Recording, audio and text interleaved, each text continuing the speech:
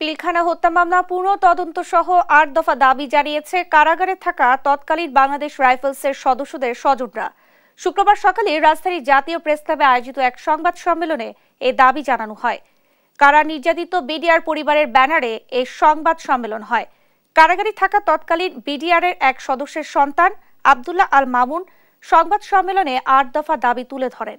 দাবিগুলোর মধ্যে ১৬ বছর কারাগারে থাকা নির্দোষ সব বিডিআর সদস্যকে নিঃশর্ত মুক্তি, হাইকোর্টের রিট অনুযায়ী বিডিআর সদস্যদের বিরুদ্ধে হওয়া মামলার দ্রুত পুনঃ তদন্ত শুরুর কথা উল্লেখ আছে। ২০০৯ সালের ২৫ ও ২৬ ফেব্রুয়ারি ঢাকার পিলখানা সীমান্তরক্ষী বাহিনীর সদর দপ্তরে বিদ্রোহের ঘটনায় ৫৭ সেনা কর্মকর্তা সহ ৭৪ জনের মৃত্যু হয়। দেশের গণ্ডি পেরিয়ে আন্তর্জাতিক অঙ্গনে আলোড়ন তোলে ওই ঘটনা।